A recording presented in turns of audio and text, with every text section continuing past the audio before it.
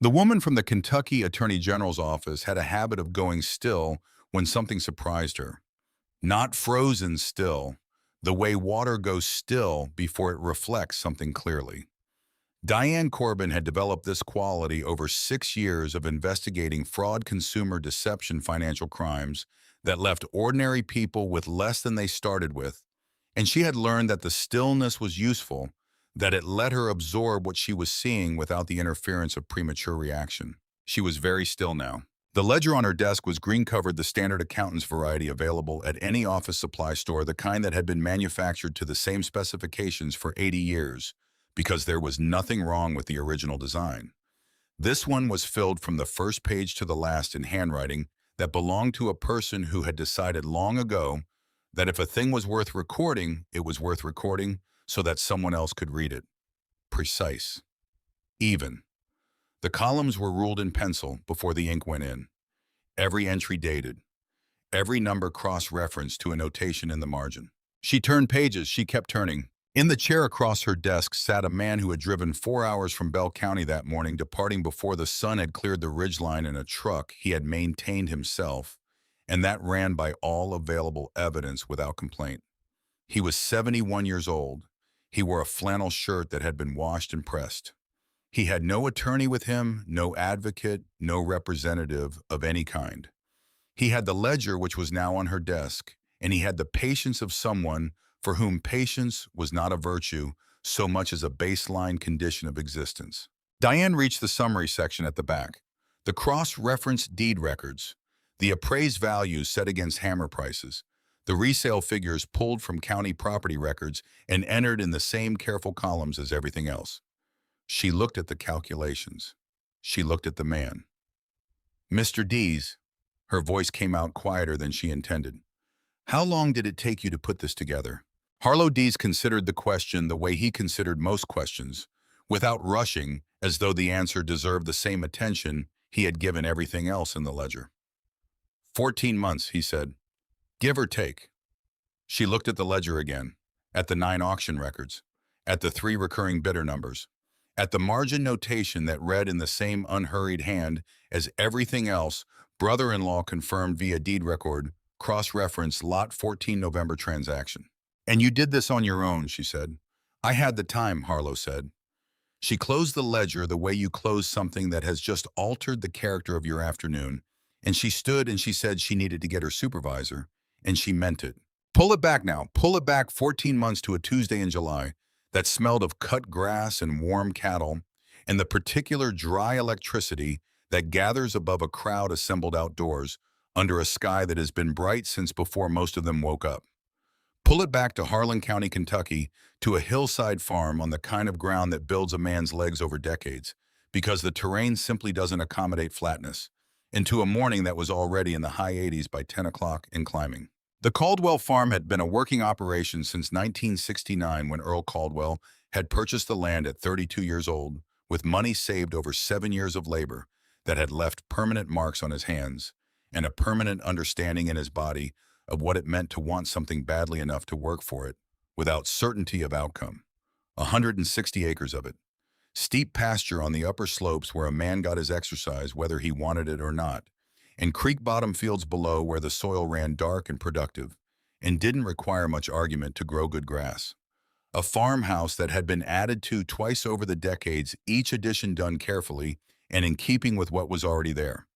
A bank barn that was genuinely solid, the kind of construction that reflected the character of the person who ordered it built. A creek running through the lower property that Earl had fished for 60 years and that still held bass in the deep bends where old sycamore roots reached into the water like the fingers of something that had been there longer than any of the human activity on the surrounding land. Earl Caldwell had died in May at 82. He had farmed until he was 80 years old, which is a fact that sounds simple, but contains within it an entire way of being in the world, a refusal to separate the self from the work, a conviction that the land required presence and not administration.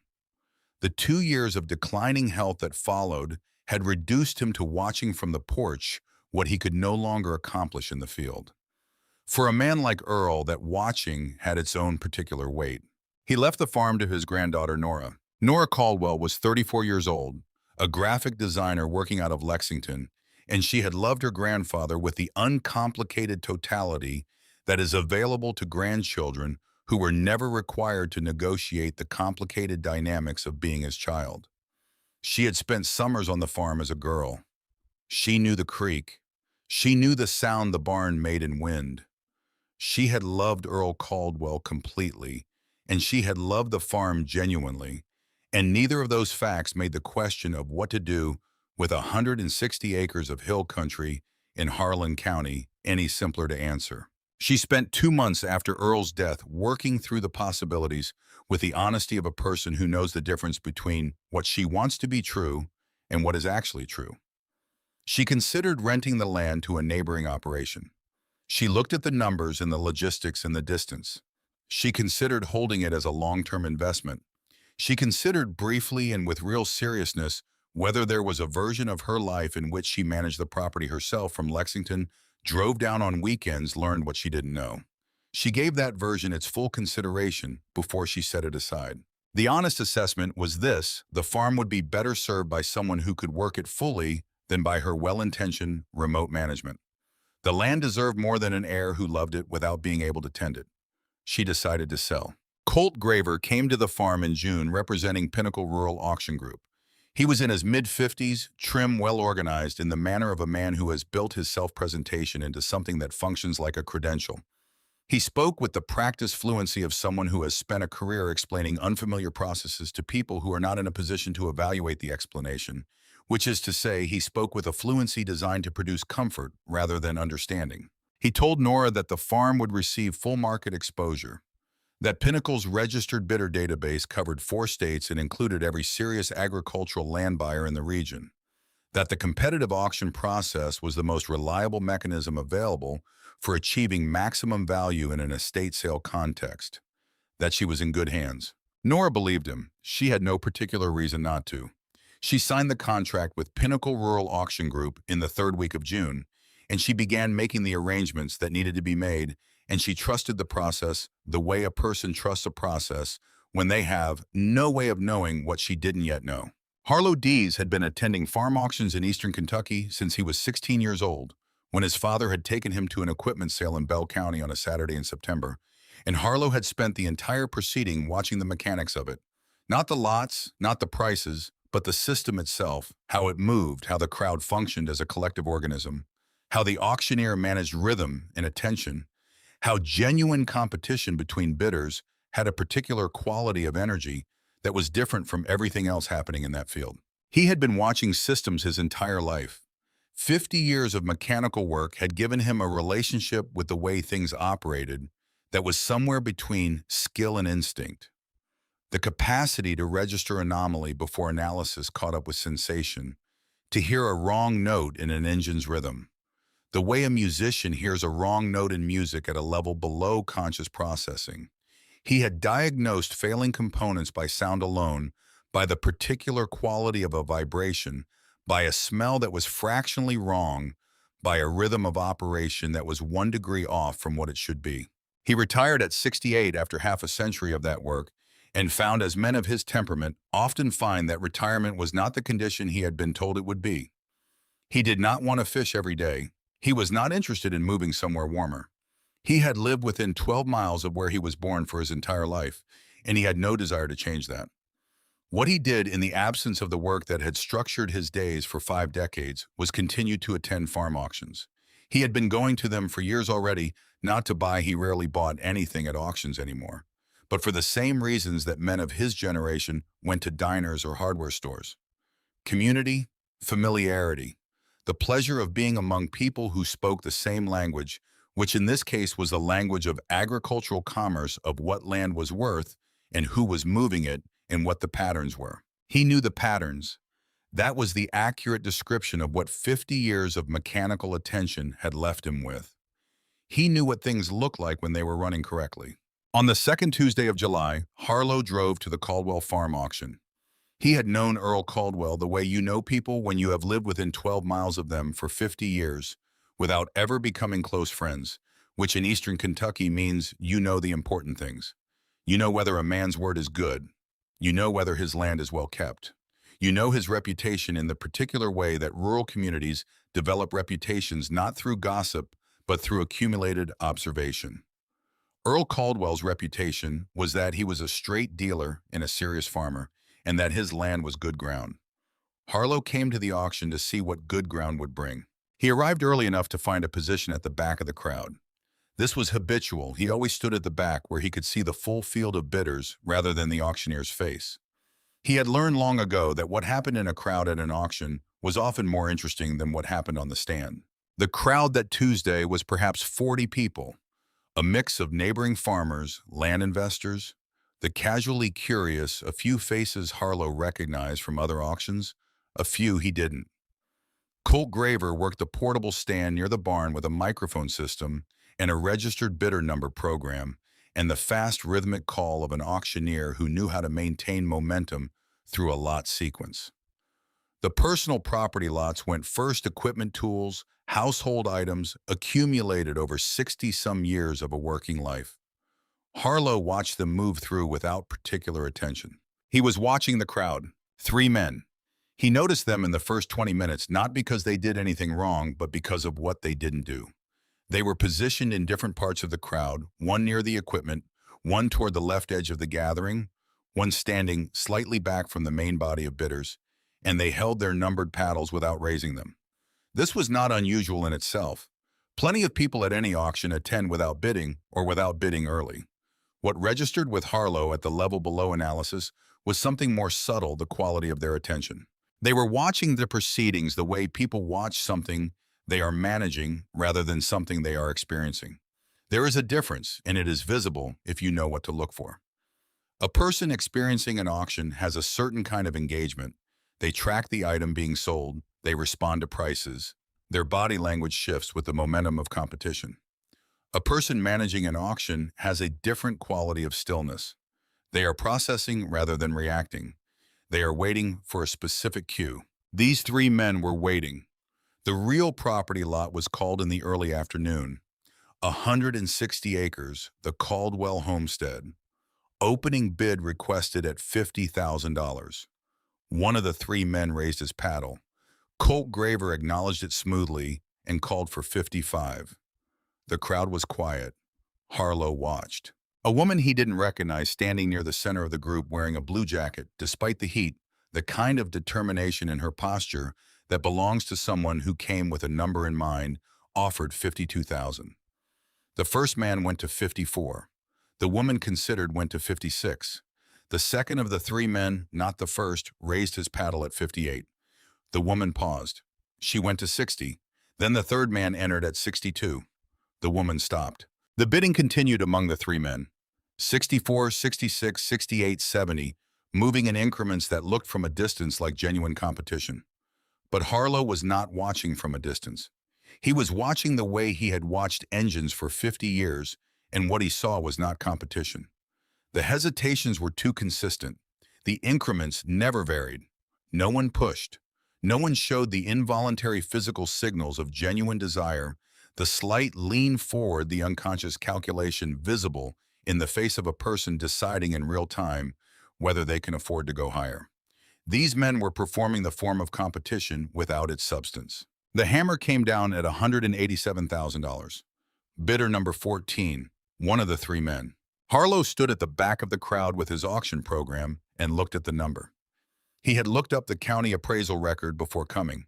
He always looked up appraised values before attending auctions because a hammer price only means something in relation to what the property is worth. The Caldwell farm had been appraised at $271,000. $187,000 was 31% below that figure. For a farm with no observable defects, no environmental problems he was aware of, no deferred maintenance that would account for a discount of that magnitude. The creek land was productive. The barn was sound. The house was in reasonable repair. The hill pasture was steep but functional. 31% below appraised value was not a market result. Harlow drove home. He took the same roads he always took through the county seat and out the highway and up the hollow to the property where he had lived for 37 years, and he did not turn on the radio. He thought about what he had seen with the particular focused quality of thought that serious mechanical problems had always produced in him, not anxious, not agitated, but concentrated, organized, working through what the evidence indicated and what it didn't yet indicate. He pulled into the drive. He went past the house to the workshop.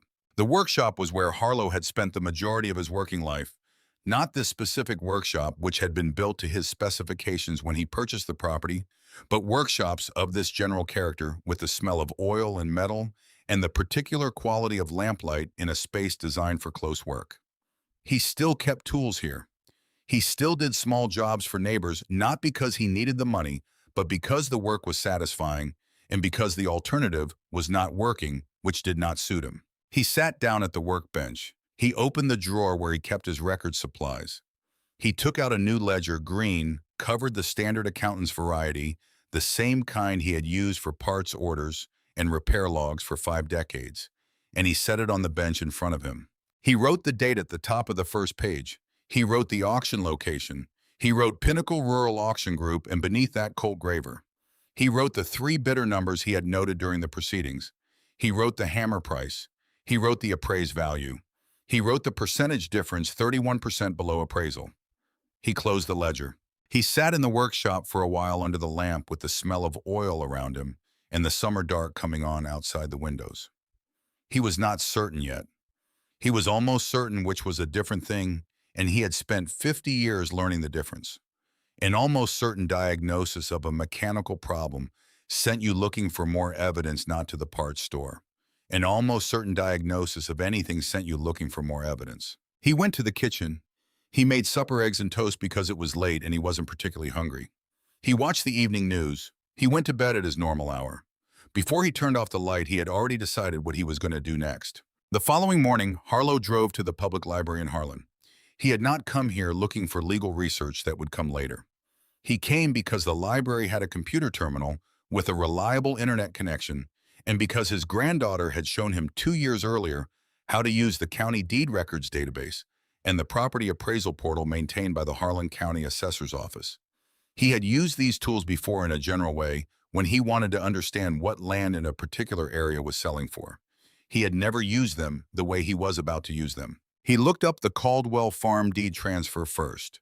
There it was, 160 acres transferred on the date of the auction.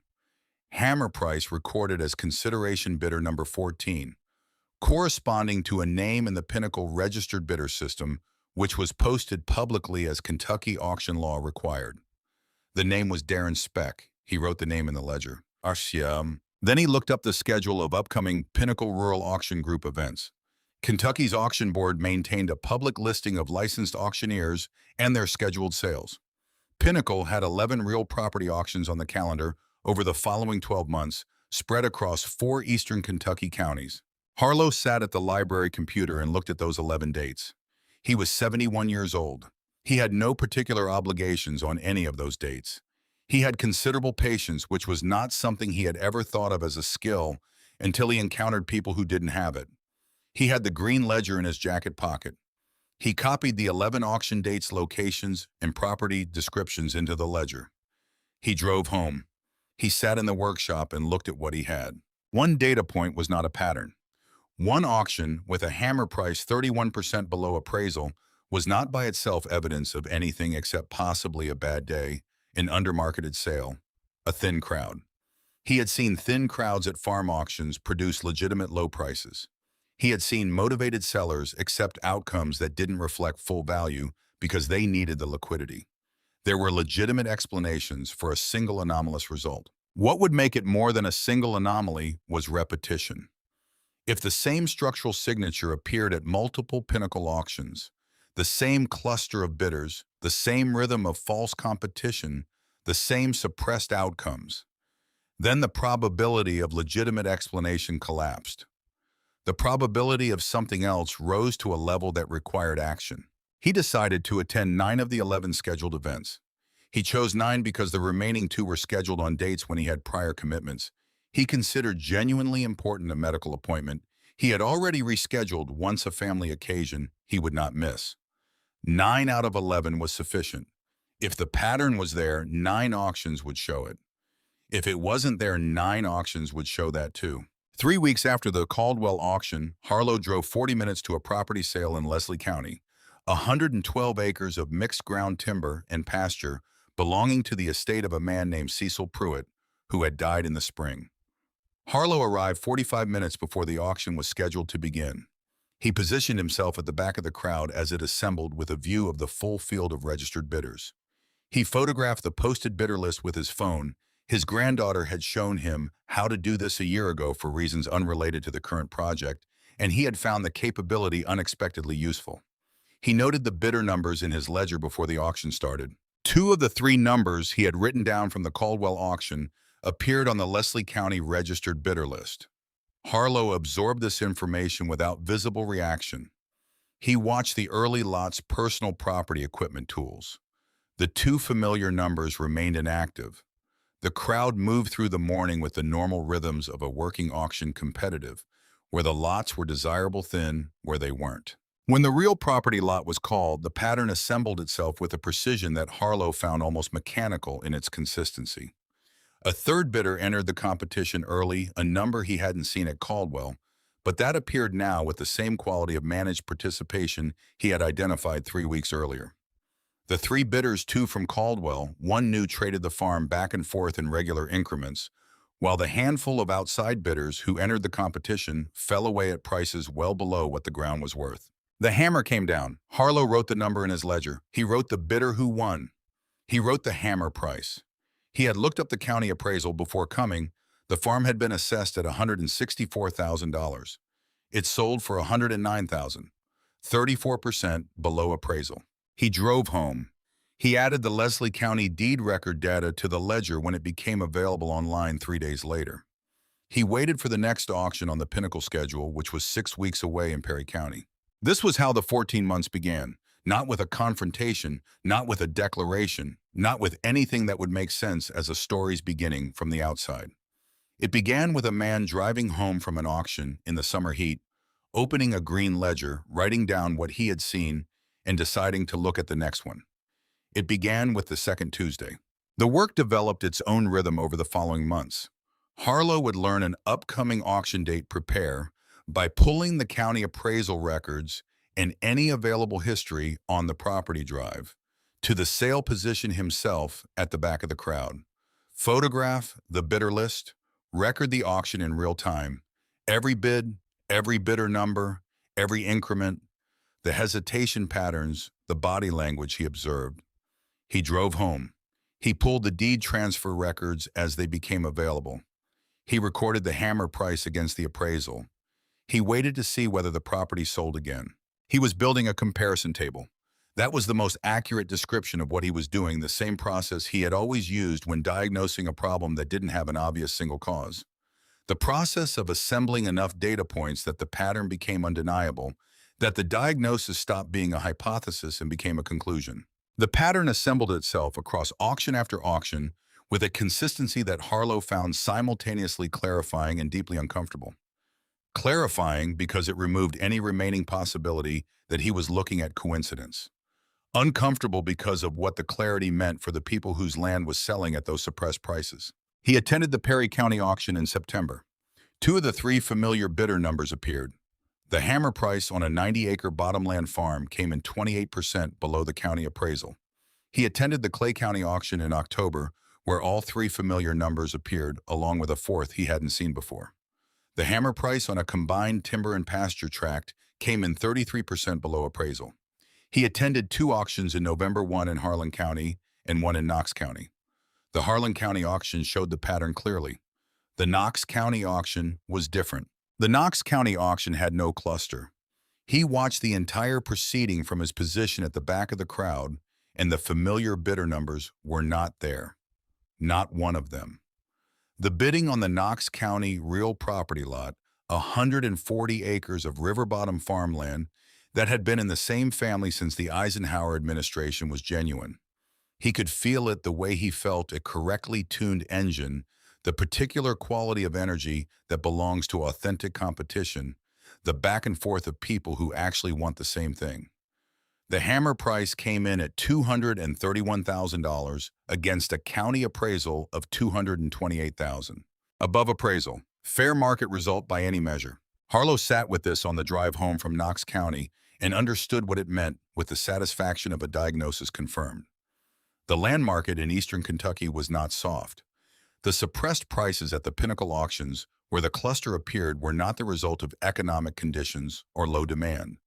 The cluster was the cause, and its absence produced a normal result, and its presence produced a result that was not normal by any measure of the word. He wrote in the ledger, Knox County, no cluster hammer at $231,000 against appraisal, $228,000. Market price achieved. Pattern is not market conditions. Pattern is manufactured. He underlined the last sentence. It was the only underlining in the ledger. The physical deed records were the next piece. Harlow had been pulling deed transfers online where the county records were digitized, but not all of the Eastern Kentucky County deed records were fully available in digital form, and he needed the complete picture. In January of the second year, he drove to the Harlan County Courthouse on a Tuesday morning and introduced himself to the clerk at the records desk. Her name was Berta Sloan. She had worked in the county clerk's office for long enough that she had processed deed transfers for 3 generations of the same family names, and she regarded the public records as genuinely and completely public in a way that not every county clerk does. When Harlow explained that he was researching property transaction histories for personal interest, she showed him where the record books were kept and left him to work without further inquiry because that was her job. He spent 4 Tuesday mornings at the courthouse over the following 3 months working through the deed records for every property he had watched sell at the pattern auctions. What he found in those records confirmed the final piece of the picture he had been assembling. Every property that had sold at a suppressed hammer price at the auctions where the cluster was present had been resold. Every one. Within 12 to 18 months of the auction sale, each of those properties appeared again in the deed transfer records conveyed by the entity that had purchased them at the auction to a different buyer for a price between 22 and 38% higher than what had been paid at the auction.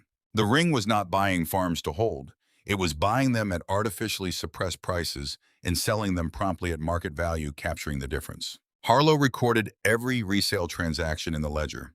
He cross-referenced the purchasing entities at the pattern auctions against the selling entities in the resale records. The purchasing entities were different names, different bidder registrations, different business entities on the deed transfers, but a cross-reference of the registered agents listed in the Kentucky Secretary of State's business filings, which were also public record, showed connections between them. He worked through this cross-referencing slowly and carefully over the courthouse visits and additional research sessions at the library. When the connection emerged, it was not subtle.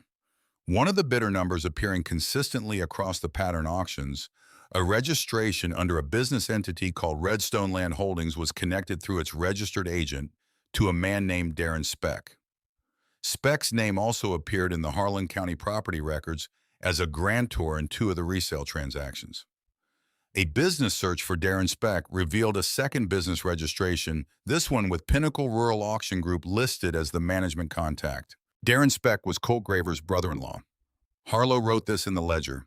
He wrote it in the same careful, even hand he had used for every other entry because this was not the moment for emphasis. The emphasis was in the fact itself, and the fact didn't need decoration. He closed the ledger. He thanked Berta Sloan on his way out.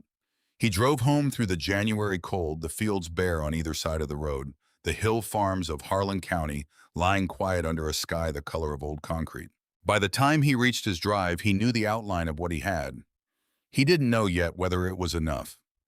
That was the next question, and it required a different kind of research, not property records and bidder lists, but the language of the law itself, which was not a language he had ever needed to learn. He was not a man who acted on almost. The following week, he drove to the public library in Harlan and asked for help. The library work came in the weeks that followed, and it was Fenwick who made it possible. Fenwick was the sort of young man whose hair suggested a different kind of life than the one he was actually living, which was the life of a person who had memorized the Harlan Public Library's research holdings down to the periodical archives. He was perhaps 25 with the focused, slightly distracted manner of someone who is always thinking about 3 things simultaneously, one of which is usually where to find a specific document. When Harlow came to the reference desk and explained what he needed, the relevant sections of Kentucky auction law, the state's agricultural commerce statutes, the federal antitrust provisions concerning bid manipulation. Fenwick didn't ask why. He asked which counties the auctions had been in because the jurisdictional question mattered for which statutes applied, and he had the relevant materials on the table in 11 minutes. Harlow read for 2 afternoons.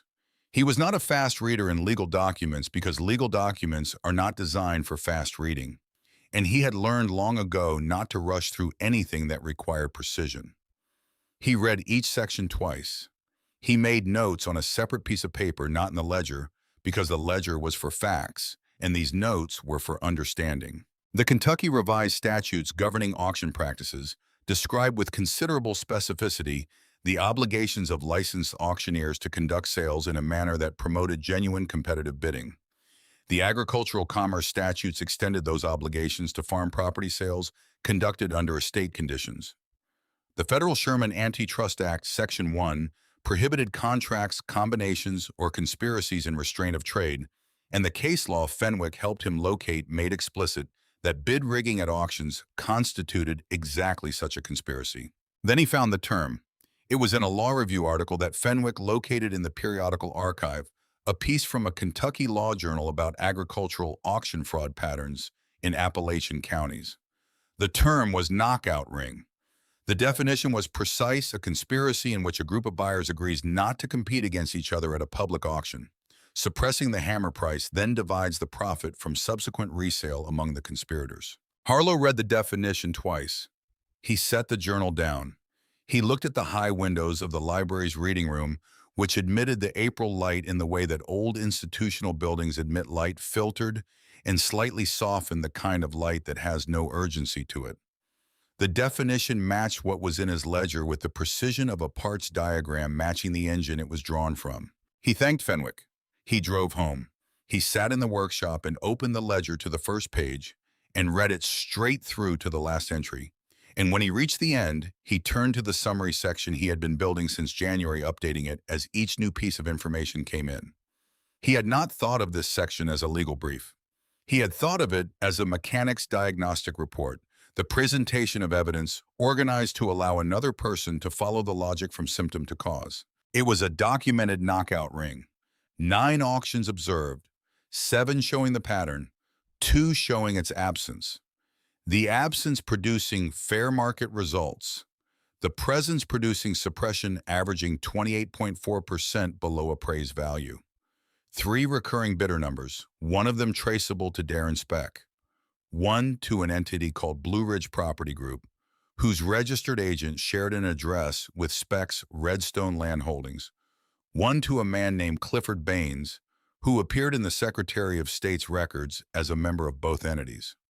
Resale data confirming that every suppressed price acquisition had been or was being liquidated at market value. The connection between Darren Speck and Colt Graver documented through the business filing cross-reference. He turned to a fresh page in the summary section. He calculated the average price suppression per auction, 28.4%. He multiplied that figure by the combined appraised values of the 7 affected properties. He was not a forensic accountant. His calculation was not precise in the way that a professional examination would be precise. But the number it produced, roughly $800,000 in suppressed value across the properties he had personally documented, told him that what he was looking at was not minor. This was organized, sustained, deliberate extraction. He put his pencil down. He was almost ready. Almost was still not quite. The problem announced itself on a Tuesday evening in late May, with the ledger open on the workshop bench and the summary section complete, and the drive to Frankfort less than 2 weeks away on his mental calendar. He had been reading back through the cross-reference documentation following the chain from bidder number to registered entity to registered agent to the connection with Colt Graver, and he stopped at a gap he had not fully acknowledged before. He had correlation, he had parallel documentation, the auction records on one side, the resale records on the other, the bidder-to-entity connections in the middle. What he did not have presented in a form that a legal investigation could act on without additional inquiry was a direct financial link between the purchasing entities and Pinnacle Rural Auction Group itself. The auctioneer's role in a knockout ring was to permit the suppression to operate to accept the ring's low hammer price without challenging it, to fail to protect the seller's interest, possibly to have arranged the thin registered bidder pool in advance. Colt Graver's operational connection to the ring through his brother-in-law was documented in the bidder registration and the entity connections, but that connection was a family relationship, which a defense attorney would argue proved nothing about Graver's knowledge or participation. Harlow sat with this gap for a long time, not panicked, not defeated. He was thinking the way he thought about difficult mechanical problems, the ones that didn't yield to the first logical diagnosis that required stepping back and approaching from a different angle. The financial records of Pinnacle Rural Auction Group were not public record. He could not access them. He was not going to try to access them through any means that wasn't legitimate because the entire value of what he had built over 14 months was that it was unimpeachable, constructed entirely from sources that anyone with the time and the inclination could verify. The moment he reached outside that boundary, the ledger became something other than what it was. But there were things adjacent to Pinnacle's private records that were public. Kentucky required licensed auctioneers to file bond documentation with the State Auction Licensing Board. Bond filings were public record. He drove back to the courthouse on a Wednesday, not a Tuesday, his usual day, because this couldn't wait until the following week. Berta Sloan was at her desk, and she looked up at him with the mild recognition of someone who has seen a familiar face arrive outside its usual schedule. He asked about auction licensing board filings. Berta Sloan told him they were accessible through the state board's public portal, which she could show him how to use on the office terminal if he didn't have access elsewhere. She showed him. He found what he needed in 40 minutes. The Pinnacle Rural Auction Group bond filing listed the company's principal officers. Colt Graver was listed as president and licensed auctioneer. Darren Speck was listed as a co-signer on the bond, not as an officer of the auction company, but as a guarantor of the company's financial obligations. That relationship was not incidental. A bond co-signer for a licensed auction company had a financial stake in that company's operations. The listing placed Speck inside the financial structure of Pinnacle in a documented public way that went beyond family connection. Harlow wrote this into the ledger. He wrote the bond filing reference number. He wrote the date of the filing and the date he had accessed it. Then he drove back home because he was done. Not almost. Done. He called his granddaughter that evening. She was the person he called when he needed to find something on the internet that required more navigation than he trusted himself to perform accurately because the stakes were too high now for a wrong number or a mistyped address. She answered on the second ring. "Grandpa?"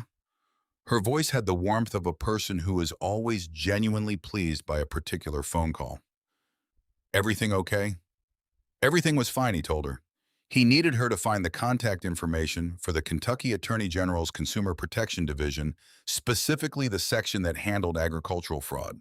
He needed a phone number and, if available, a name. She was quiet for a moment in the way people are quiet when something unexpected has arrived in a conversation. "Can I ask what this is about?" He told her he would explain later when he could explain fully. Right now, he just needed the contact information. She found it in a little over a minute. She read him the number, the address of the Frankfort office, and the name of the division supervisor listed on the AG's website. He wrote all of it at the bottom of the ledger's last page, beneath the final auction entry. "Grandpa," she said, and the word carried something not quite concern, not quite curiosity, somewhere between them. "Are you sure you're okay?" He told her he was fine. He told her it was nothing to worry about. He thanked her, told her he loved her, said goodnight. He sat at the kitchen table for a while after the call with the ledger closed in front of him. The workshop light was off. The house was quiet in the way that a house occupied by one person over many years becomes quiet. A silence that has shape to it that fits the rooms. Outside the kitchen window, the late May evening was settling toward dark. He thought about Earl Caldwell, who had farmed 160 acres of Harlan County hill ground for most of his adult life, and whose land had sold for $187,000 to a man who would turn it around within a year for $54,000 more. He thought about the Pruitt family's Leslie County timber and pasture, the properties in Clay County and Perry County and Bell County farms, built by people who deserved to have their value honored by the process that disposed of them. He thought about Nora Caldwell and every heir like her who had trusted Colt Graver's practice fluency and signed the contracts and received on average 28.4% less than they should have. The difference between what they received and what fair competition would have produced was not an abstraction. It was a college fund that wasn't funded. It was a debt that wasn't cleared. It was the material representation of a loss they didn't know they had suffered. He opened the ledger one more time. He read the first entry, the Caldwell auction July, the date at the top of the first page, and he read through to the bond filing notation at the end. 14 months. He had been 20 pages into a new parts and repairs log when he started this ledger, and now it was full. Every page of it. He closed it. He put it in the inside pocket of his jacket where it fit with a solidity that felt appropriate. The following morning, he called the AG's office. The receptionist transferred him to the Consumer Protection Division. He explained with the same patient precision he had brought to everything else over the preceding 14 months that he had documentation of what he believed to be an ongoing agricultural auction fraud scheme affecting multiple counties in eastern Kentucky, and that he would like to present it to the appropriate investigator. He gave his name, his county, his phone number. An investigator named Diane Corbin called him back within the hour. She asked him to describe what he had. He gave her a summary: 9 auctions, 14 months, 3 recurring bidder numbers, documented resale patterns, the connection to Pinnacle's auctioneer through the bond filing. He kept the description factual, without interpretation, the same way he would have described a mechanical diagnosis to a customer who needed to understand the problem without being confused by the diagnostic process. When he finished, there was a pause on the line. "Mr. Dees," Diane Corbin said, her voice carrying the particular quality of a professional recalibrating in real time. "When can you come to Frankfort?" He told her he could come any morning she had available. She offered the following Tuesday. He said that was fine. He wrote the appointment in the ledger on the inside back cover because that was the only space left. The drive to Frankfort on that September Tuesday began at 5 in the morning. The truck's headlights cut through the pre-dawn dark of Bell County, the road empty at that hour, the hills reduced to black shapes against a sky that was showing the first gray suggestion of what would eventually become morning. Harlow had filled the tank the night before. He had eaten a real breakfast before he left eggs, toast, coffee, because he had learned at some point in his life that the body performs better when it's been attended to, which is also true of engines. The ledger was on the passenger seat. He had considered putting it in a bag or a folder, some kind of protective enclosure, then decided against it. It didn't need protecting. It had survived 14 months of workshop benches, courthouse tables, truck seats, kitchen tables. It was what it was. He drove through the dark, and then through the gray, and then through the early morning light of central Kentucky, the landscape changing character as the hill country of the east gave way to the gentler rolls of the bluegrass, the pastures wider, the horizon more visible, the sky opening up in a way it didn't in Harlan County. He drove at the same pace he drove, everything steady, attentive, without urgency in the way people mean when they use the word to excuse carelessness. He arrived in Frankfort as the AG's office was opening. He parked in a visitor space. He picked up the ledger from the passenger seat. He went inside. The receptionist directed him to a waiting area. Diane Corbin came out to meet him. 4 minutes later, he had counted, not because he was impatient, but because counting was a habit, and she was younger than he had expected from her voice on the phone, but her eyes had the focus of someone who had spent years doing work that required looking at things carefully. She led him to her office. She gestured toward the chair across her desk. She sat down. He put the ledger on her desk. He folded his hands in his lap. She opened it to the first page. She started reading. The supervisor's name was Gerald Pugh, and he had the look of a man who had spent 25 years in government work learning to calibrate his reactions before they reached his face. He came through the door 3 minutes after Diane left, carrying a legal pad. He hadn't written anything on yet, wearing the expression of someone who had been told something unexpected on his way down the hall. He sat down beside Diane rather than behind the desk, which Harlow noted as the choice of a person who wanted to see the ledger from the same angle as the person who had compiled it. He didn't say anything for a long time either. He turned pages. He went to the summary section. He looked at the cross-reference appendix. He set the ledger down with both hands, the way you set down something with weight to it, not physical weight, but the other kind. "Mr. Dees." Gerald Pugh had a voice that belonged in a courtroom, measured without inflection, that could be used against him later. "I want to make sure I understand what I'm looking at. You attended 9 auctions over 14 months, documented all of this yourself, with no legal background, no investigative authority, no access to anything beyond public records." Harlow confirmed that was accurate. "Why didn't you come to us sooner?" The question deserved a real answer, so Harlow gave it one. "Because almost certain isn't certain. I wasn't going to bring something here until I knew what I had. Gerald Pugh looked at Diane Corbin. Something passed between them that Harlow didn't need to interpret, the kind of look that passes between professionals when something in front of them is either much more or much less than it appears, and they have both independently concluded which one it is. We're going to need to make some calls, Gerald said. Harlow told them to take whatever time they needed. He had driven 4 hours. He wasn't in a rush. Mr. Dees, Gerald said, setting his legal pad down, we're going to need to open a formal inquiry. What you've brought us is... He stopped. He chose his next words with the care of a man who knows that words in his position carry weight. This is a serious piece of work. Harlow looked at the ledger on the desk.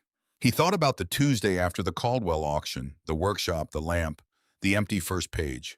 He thought about the 9 drives to 9 auction sites, the 4 trips to Berta Sloan's courthouse, the 2 afternoons with Fenwick and the law journals, the evenings at the kitchen table with the deed records spread out and the columns adding up. I know what I saw, he said. I knew how to write it down. The rest was just time. Gerald Pugh wrote a 4th line on his legal pad. Outside the window, Frankfort went about its September morning. Somewhere 4 hours east in 4 counties that shared a particular quality of hill ground light.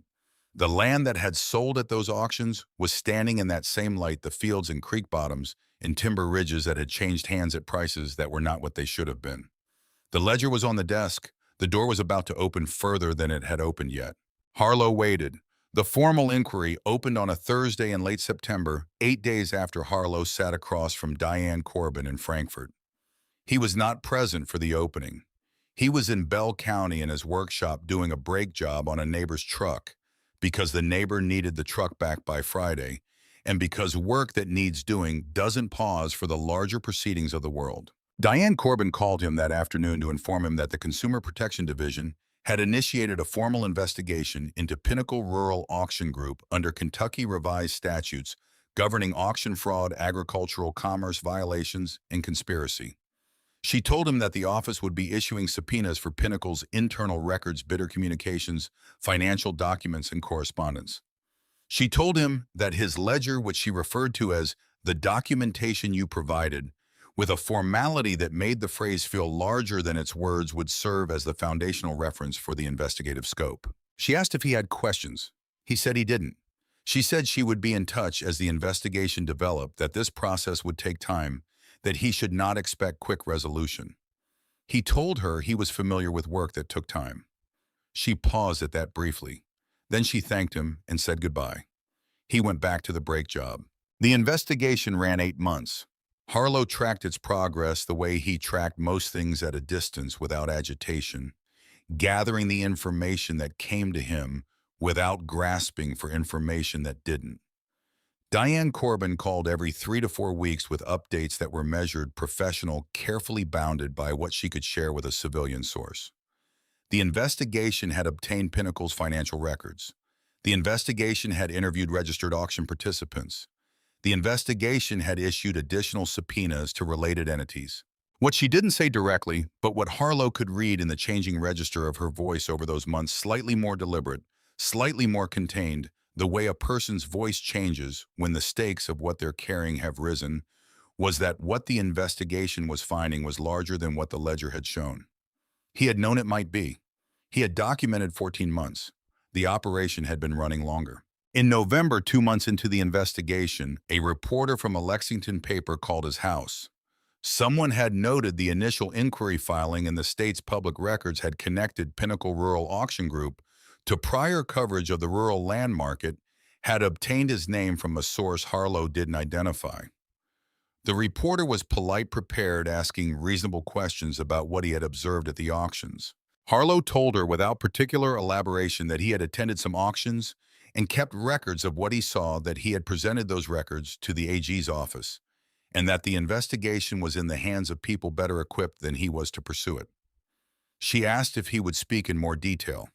He said he preferred not to while the investigation was ongoing.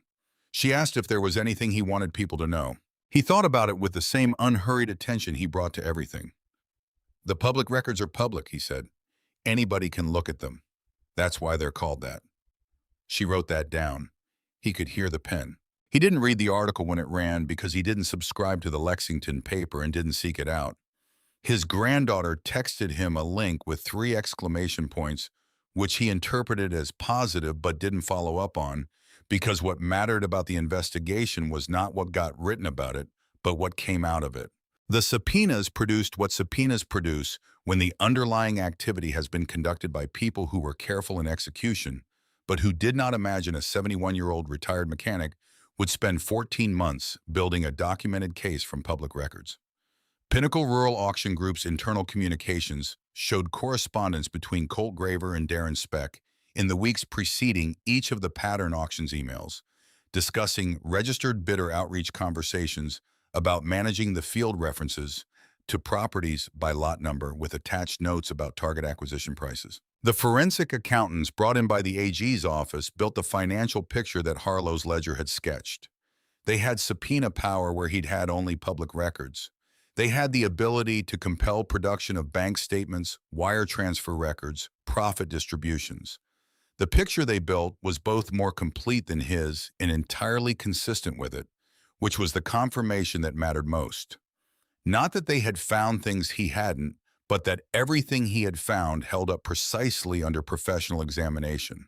The ring had been operating for 6 years. Diane Corbin delivered this information to Harlow on a call in February, 7 months into the investigation, and even with the discipline of 14 months of methodical work behind him, even with the careful distance he had maintained from expectation, the number landed with weight.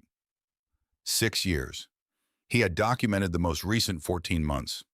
Before that, 5 years of the same structure, the same bidder cluster, the same suppressed prices, the same rapid resales.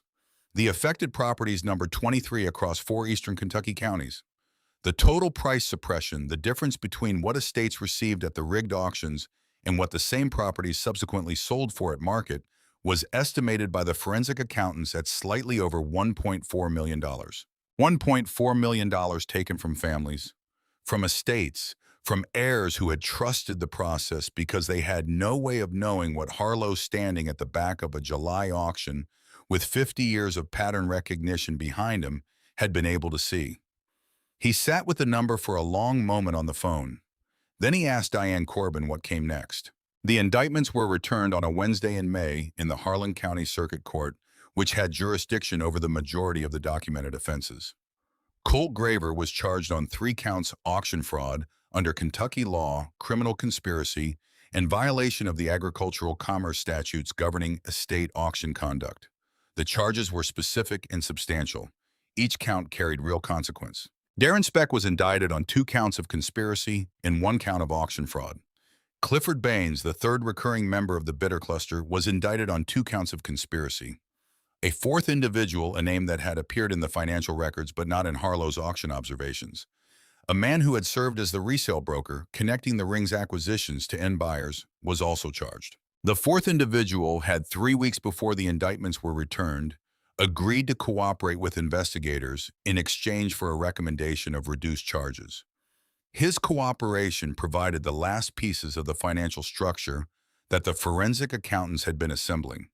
The profit distribution records, the understanding between Graver and Speck about fee arrangements that masked Graver's share of the resale proceeds, the internal communications that established knowledge and intent across all 4 participants. Pinnacle Rural Auction Group surrendered its Kentucky auction license on the same day the indictments were announced. The license surrender was not contested. Harlow learned the details from Diane Corbin, who called him the morning the indictments were filed. Her voice had a different quality on this call, still controlled, still professional, but with something underneath it that hadn't been there in the months of interim calls.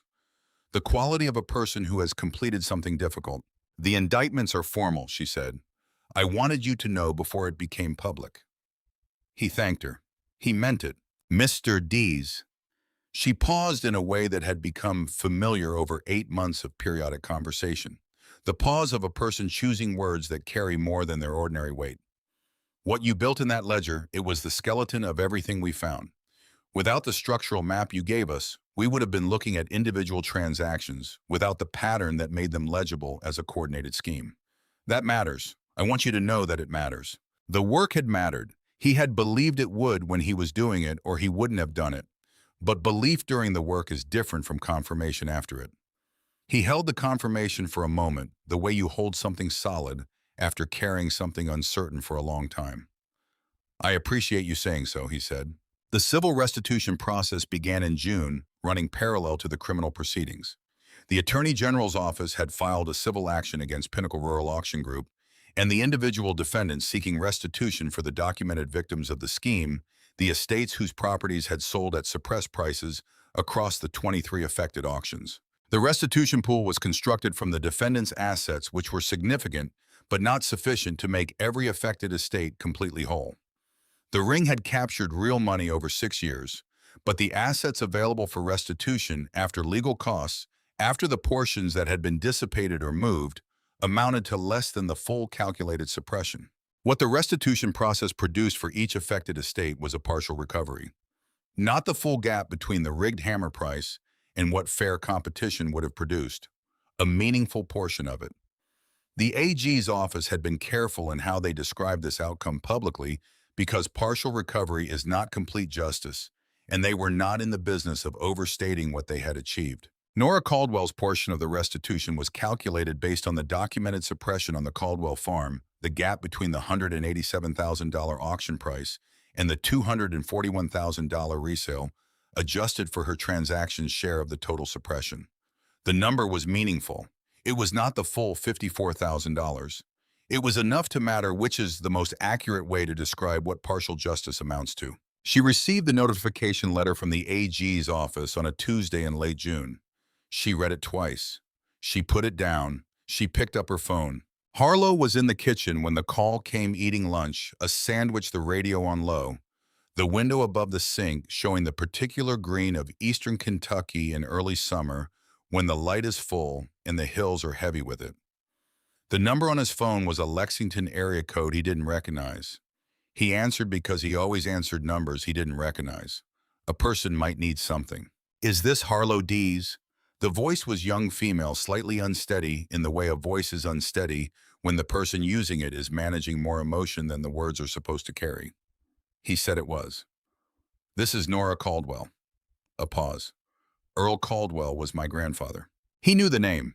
He had written it more times than most names he had encountered in the preceding 14 months in the ledger, in the supporting documentation, in the summary section at the back. He knew the farm. He knew the appraisal. He knew the hammer price and the resale price and the distance between them. "I know who you are," he said. Another pause longer. "I got a letter today." Her voice steadied slightly, finding its footing in the factual before approaching the rest of it. "From the Attorney General's office. It explained about the investigation. It explained about what happened at the auction." A breath. "It said that you were the one who documented it, that you're the reason the investigation happened." Harlow didn't say anything for a moment. He looked out the window at the summer hills, the same hills he had looked at most of his life, the same quality of light he had driven home through 14 months ago after the July auction when he first understood what he had seen. "I went to the auction," he said. "I saw something that looked wrong. I kept track of it. For 14 months. Her voice carried something now, not quite accusation, not quite incomprehension, something closer to the specific disorientation of a person trying to absorb the scale of an effort made on their behalf by a stranger. "You spent 14 months on this. You don't know me. You didn't know my grandfather, not really." He considered the question inside that statement. It was the real question, the one that mattered more than the factual ones, and it deserved the same care he had given everything else. "I knew enough about your grandfather," he said. "I knew his farm was good ground. I knew he'd worked it right. That's what his land showed. A man who works his land right his whole life, his family deserves to get what it's worth when the time comes." A pause. "What was happening at those auctions was wrong. Somebody needed to say so, and I was the one who saw it." The silence on the line had a different quality from the silences that had preceded it. "You could have just walked away," Nora said. "Nobody would have known." "I would have known." The words came out simply, without weight or decoration, because they were simply true. "That's enough." She didn't respond immediately. When she did, her voice had shifted in the way voices shift when a person has moved through something and come out the other side of it. "Thank you," she said. "I don't know what else to say. I've been sitting here trying to figure out what to say to you, and I keep coming back to that." He told her she didn't need to say anything else. He told her he was glad the investigation had found what it found, that he hoped the restitution was useful, that he was sorry about her grandfather's farm selling the way it did. He meant all of it. "Is there anything I can do?" she asked. "For you, I mean. Anything at all." He thought about it with his customary patience. The sandwich on the table, the summer hills out the window, the 14 months that had run from that July auction to this kitchen table to this phone call. "No," he said. "I kept the records because it needed doing. That's the whole of it." The story became public the week the indictments were announced. The Lexington paper ran a piece. The Louisville Courier-Journal picked it up. The Associated Press moved a version of it that appeared in papers across the region. People in eastern Kentucky who read the morning news that week encountered somewhere in the front section or the local pages, depending on the paper, the account of a retired mechanic from Bell County who had spent 14 months documenting an auction fraud scheme in a green-covered ledger and then driven 4 hours to Frankfort to hand it to a state investigator. The version of the story that traveled was compressed in the way news stories compress things. The 14 months reduced to a paragraph. The methodology described in general terms, the outcome quantified in the numbers that quantified outcomes. 23 auctions, 4 counties, $1.4 million, 3 indictments, 1 cooperating witness. These were accurate numbers. They were also, like all accurate numbers, incomplete descriptions of what had actually happened. What the numbers didn't contain was the workshop in the dark, the courthouse on 4 consecutive Tuesdays, the library afternoons with Fenwick, the Knox County auction in November when the absence of the cluster confirmed everything the presence of it had suggested, the moment in late May when Harlow had sat at his kitchen table and read the ledger from the first page to the last and understood that the work was complete, that what he had built was sufficient for what it needed to do. A photographer from the Lexington paper was outside the AG's office in Frankfort on the morning the indictments were announced, positioned near the entrance, because she had been covering the story for 3 months and knew that Harlow Dees had been invited to the office that morning to be formally notified of the charges. She was a young woman who had been in this work long enough to know that the photographs that matter are rarely the ones you plan. She had her camera ready when the doors opened because that was her job, not because she expected anything particular. What she caught was not the photograph she had positioned herself to take. Harlow came through the doors of the building into the May morning. The same flannel shirt the ledger carried under his left arm, the way you carry something you have been carrying for a long time and whose weight has become ordinary to you. He paused on the steps, not for the camera, not for anyone. Just the pause of a man emerging from an interior space into outdoor light, adjusting to the change. She pressed the shutter without thinking about it, the way a photographer presses the shutter when something presents itself before analysis has a chance to interfere. What the photograph showed when she reviewed it later was a man in a flannel shirt carrying a green ledger under his arm, standing in Maylight on the steps of a government building, not smiling. He was not the kind of man who performed emotion for cameras. But there was something in his expression that she had not planned for and could not have staged, the particular quality of settled completion that belongs to a person who has finished something they started, who has done what they set out to do, who has arrived at the end of a long piece of work without having cut corners in the middle of it. She ran the photograph with the story. The caption identified him by name, gave his age, described him as a retired mechanic from Bell County. The photograph did the rest of the describing. The reporter who had called his house in November was outside the building too. She had covered this story longer than the photographer and had a different set of questions now that the outcome was visible. She approached him as he came down the steps. "Mr. Dees, now that the indictments are in, do you feel like this was worth it? 14 months of your time, all that work." He looked at the ledger under his arm. He thought about the 23 auctions, the $1.4 million distributed across the states that had received 70 cents on the dollar for land that was worth a full dollar. He thought about Earl Caldwell's 160 acres going under the hammer at $187,000 and Nora's voice on the phone, the disorientation in it. "Worth it isn't the right frame," he said. "It was wrong. Somebody needed to do something about it. I had what was needed to do that, the time, the position, the records have it. So I did it. Worth it implies I was weighing the cost. I wasn't particularly. She wrote that down. Are you proud of what you accomplished? He considered the word. Pride was a thing he associated with performance, with outcomes that exceeded expectation, with the receipt of something beyond what was owed. What he had done was not beyond what was owed. It was exactly what was owed from a person in his position who had seen what he had seen. I don't know about proud, he said. I know what I saw. I knew how to write it down. That's about all there was to it. She wrote that down too. He said goodbye. He walked to his truck. He put the ledger on the passenger seat where it had ridden to Frankfort 8 months ago. He started the engine. He pulled out of the lot into the ordinary Frankfort morning and drove east toward home. There is a version of this story that happens far more often than Harlow's version. In that version, the Caldwell farm sells for $187,000, and the ring pockets the difference, and nobody standing at the back of that July crowd has 50 years of pattern recognition behind them. And Colt Graver drives to the next auction on the Pinnacle schedule, and the month after that, and the month after that, and the families of Eastern Kentucky receive 70 cents on the dollar for land their people built over generations. And they have no way of knowing why, because the mechanism that shortchanged them was designed not to be visible to anyone who wasn't looking for it in exactly the right way. That version is common. Harlow's version is not. The distance between them is not the distance between ordinary people and extraordinary ones. It is the distance between a person who walks away from something wrong because addressing it isn't required, and a person who understands that it being wrong is the requirement. Everything else, the ledger, the 14 months, the courthouse Tuesdays, the library afternoons, followed from that understanding the way consequences follow from causes.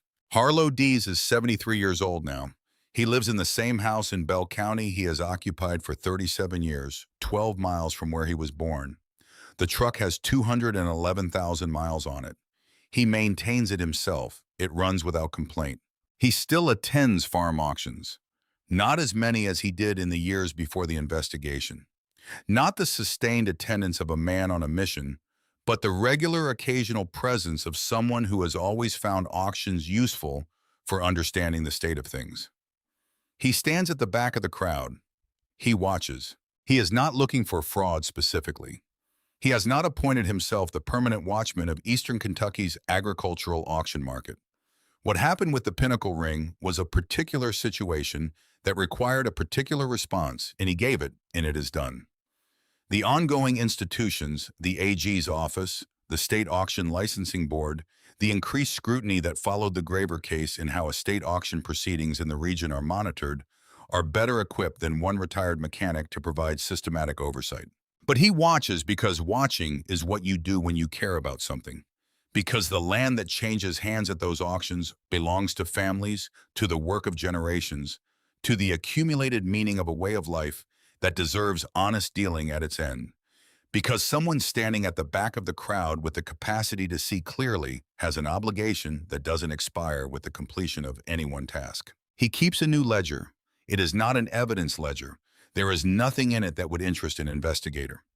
It contains the ordinary records of a man who finds comfort in documentation, who keeps track of auction results the way other men keep track of weather patterns or baseball scores, not because the information will be used, but because the act of recording it is itself a form of attention. Last month, at a farm sale in Bell County on a Tuesday morning, with a thin high overcast that softened the light and made the hill pastures look the way they look in old photographs, a 90-acre property, 3 generations in the same family, the kind of ground that told its own history through how it had been maintained. Harlow arrived early. He stood at the back. He photographed the bidder list out of habit, the same habit formed in the service of something necessary that had not left him. He watched the proceedings with the patient attention of a man who has been watching similar proceedings for most of his adult life. The bidding was genuine. He could feel it the way he felt a correctly functioning system, the particular quality of authentic competition, the back and forth energy of people who actually want the same thing. No cluster, no managed stillness. The crowd moved through the lot with the honest variability of real desire, and when the hammer fell, the room had the specific quality of a fair outcome. Not dramatic, not surprising, just right in the way that things are, right when they are operating the way they are supposed to operate. The hammer price was $248,000. The county appraisal had been $251,000. Harlow drove home. He sat at the kitchen table with the ledger open. He wrote the date, the location, the property description, the appraised value, the hammer price. He looked at the numbers for a moment. He wrote within range, fair result. He closed the ledger. He set it on the kitchen counter. He put the kettle on. Outside the window, the evening hills of Bell County held the last of the daylight, the way they always did. The hilltops bright while the hollows went blue beneath them. The land unchanged and indifferent to everything that had happened in the years since a retired mechanic had first opened a green ledger and written a date at the top of the first page. The kettle sounded. He made his coffee. He stood at the window for a while with the cup in his hands. What you see and what you can prove are the same thing only if you were paying attention and you wrote it down. He had been paying attention. He had written it down. The new page in the ledger was blank, as all new pages are waiting for the next date, the next auction, the next record kept by a man who has always believed that what you witness matters more when someone takes the time to write it down.